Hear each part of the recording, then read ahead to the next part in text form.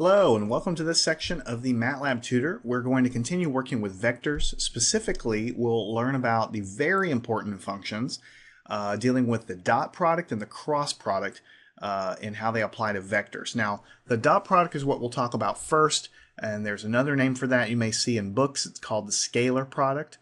So if you see scalar product or dot product, it's really referring to the same thing. So let's go ahead and set a couple of vectors up here. Let's set vector A is equal to something easy to deal with, something like this.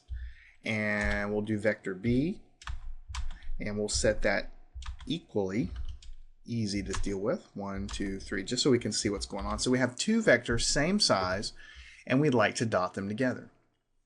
The way you do that is you use the function dot. There's actually a function for this. So you type in dot, and then A comma B. In fact, it's trying to tell you right there. You have to type your vectors in A comma B.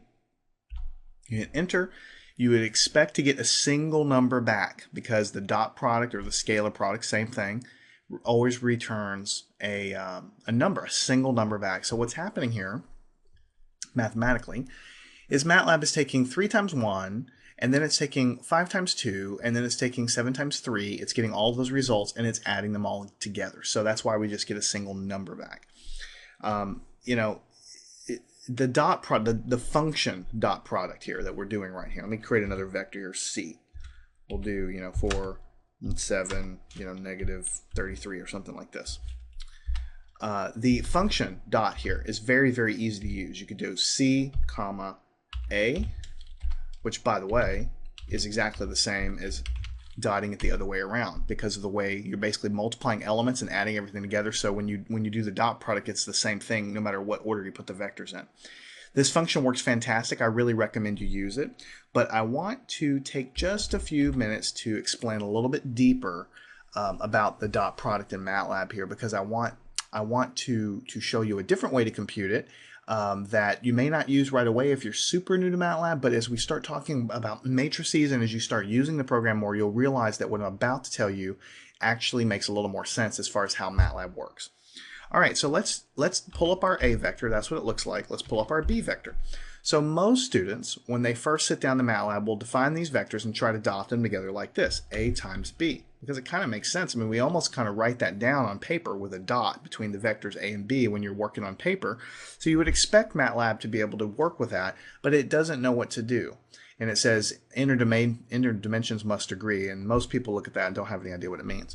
What it's basically trying to say is, stop thinking about these vectors in terms of vectors. That's what I was trying to tell you before. Start thinking about them in terms of a matrix, right? A matrix. It's just that matrix A here is one row, and matrix B here also has one row. So if you think about matrix arithmetic, right? How do you multiply matrices together? If you can kind of visualize in your head a matrix right here where I'm circling right here and then another matrix right next to it, the way that you multiply matrices is you have to go across one matrix and then down the other one. And then you go to the next row, across and then down, and then across and then down. And what you're doing is you're multiplying each element and you're summing them together. That's how you do matrix multiplication just in math. That's nothing to do with MATLAB. That's how you do it on paper, right? So if you forget about these things being a vector, when I type something like A times B in, it's taking matrix A. Of course, we're calling them vectors, but I'm also telling you they're simplified matrices. And it's trying to multiply it times basically matrix B. And when you line these things up, what we have is we have a horizontal A vector and then a horizontal B vector. So you can't, using the rules of matrix math, you can't multiply across and then down because they don't have the same dimensions. In order to do matrix multiplication, you have to multiply element by element across and then down the first column of the other matrix, and then across and then down, and then across and then down. So whenever you try to do it with vector A and B, the dimensions don't work because both vectors are lying on their sides, so to speak. So let me introduce something to you that you work with a lot when you deal with matrices, and that's called the transpose operator. So what if I show you B matrix? This is B matrix. Now if I put a little quotation, a single quote, it's right near the enter key on your keyboard, right next to B, and hit enter, what it does is it takes the vector and it makes basically the transpose of it, which means all of the rows become columns. And this works for matrices also, we'll learn later, but this is just a simple vector, which is just a single row matrix. So it takes this row and it makes it into a column. So let me clear the screen and let me just spell it out for you. Here's vector A and here's vector B transposed. It's the same elements of B. Everything's the same. It's just orienting those elements in terms of a column. So now if you can visualize vector A being here, and then the transpose of vector B being right next to it, you could multiply across and you could multiply down, going element by element across and down. And that would give you a single number. It would be 3 times 1 plus 5 times 2 plus 7 times 3. That's what it would give you, right? So if I actually do this, A times B transpose, and hit enter, the answer I get is 34, which is exactly what I get if I type in dot product A comma B. I get 34. So sort of that's the punchline with vectors. One of the most important and common things you will ever do with vectors is learn how to take their dot product, right? So there's two ways to do that in MATLAB. If you want to use the function, just type in dot product A times B, or A comma B, and it'll compute the dot product. What it's doing is going element by element, multiplying and adding everything together. Or if you're a little more comfortable with MATLAB and how it works, you'll realize that you can't do this because the dimensions aren't right. So for vectors, what you'll need to do is something like this. And by the way, the exact same thing works if we go B times A transpose, because everything is summed together. We're basically multiplying the elements and adding them up, so it doesn't really matter the order in which you do them, if it's A times or A dot B or B dot A. So this is another way of doing a dot product, is the short answer to that. You multiply times the transpose of the other vector. I hope this makes sense to you. I'm trying to ease you into how MATLAB really works as far as the fact that almost everything is basically a matrix at heart.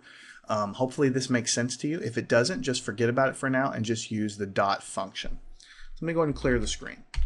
To do a cross product, things are pretty easy. There's actually a function called cross.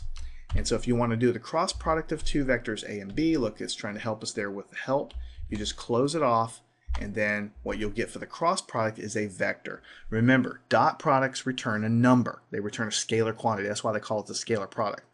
Cross products return a vector. So it just so happens, so if this is vector A and vector B down here that I've got below, the cross product of these two vectors, if you think about it in terms of x, y, z, this is x, comma, y, comma, z, right? X direction, y direction, z direction, x direction, y direction, z direction. So these are two vectors here. Their cross product produces a third vector. The direction of this vector should be perpendicular to vector A and perpendicular to vector B, and that is by definition what it is. MATLAB does all that stuff behind the scenes. So I just wanted to introduce the dot product and the cross product to you here because they're so central to engineering and science and math. You use them constantly. For the cross product, just use the function here. For the dot product, it's very easy just to use the function here as well.